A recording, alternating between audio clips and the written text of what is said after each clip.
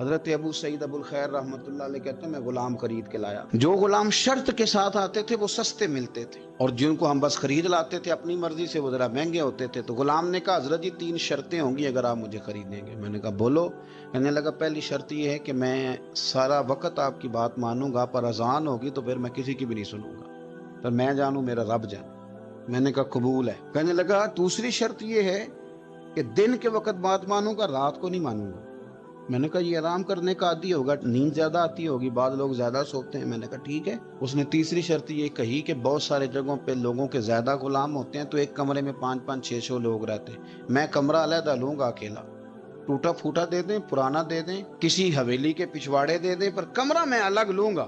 کہتے میں نے کہا یار یہ بھی قبول. میں اسے گھر لے آیا. میرے دل میں تھوڑا تھوڑا کھٹکا تھا کہ یہ کہتا ہے میں وقت پر نماز کے لیے جاؤں گا، کہیں کام چوری نہ کرے، لیکن فرماتے ہیں یہ تو کام دوسروں سے زیادہ کرتا تھا اور توجہ سے کرتا تھا اور ذوق سے کرتا تھا. 2 دنوں کا کام 1 دن میں کر جاتا. فرماتے ہیں ایک رات کسی مجبوری کے لیے مجھے کوئی پیغام آ گیا، کہیں جانا تھا. میں اور میری اہلیہ اٹھے، حویلی کے پیچھے ایک پرانے کمرے میں وہ رہتا تھا. جب ہم اس کے قریب سے گزرے تو اس کے کمرے کی عجیب حالت دیکھی کہ زمین سے آسمان تک نور ہی نور. ہم نے جب کان لگا کے سنا تو وہ رو رہا تھا اور کہہ رہا تھا مالک میرے ذمہ نہ میرے آقا کے بھی حقوق ہیں، اس لیے میں سارا دن تیری عبادت نہیں کر سکتا، صرف رات کو کرتا ہوں.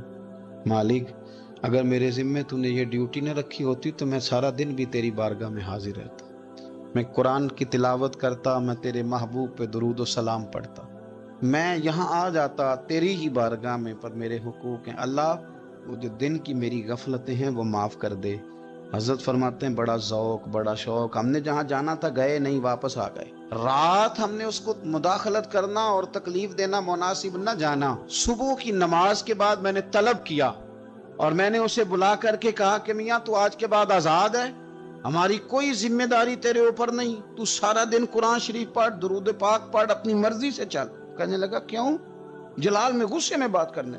کیا مطلب ہے آپ کا؟ میں محنت کروں گا، کام کروں گا، یہ آپ کیا کہہ رہے ہیں؟ تو فرماتے ہیں میں نے اس سے کہا کہ رات نہ ہم نے تیرا منظر دیکھ لیا، تیری دعائیں تیری التجائیں، رب کے ساتھ تیرے رشتہ ہم مطلع ہو گئے. کہتے ہیں ہم نے یہ کہا تو اس نے آسمان کی طرف دیکھا، پھر نظر جھکائی. کہنے لگا مالک تو نے تو راز ہی کھول دیا.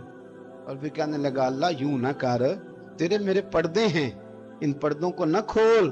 یہ لفظ کہے زمین پہ لیٹا، کلمہ پڑا، روح ہی پرواز کر گئے. عرش فرشتے بانگا ملیاں، مکے پہ گئے شور. بلے شاہ ایسا نہیں مرنا، اے تے مر گیا ہی کوئی ہور.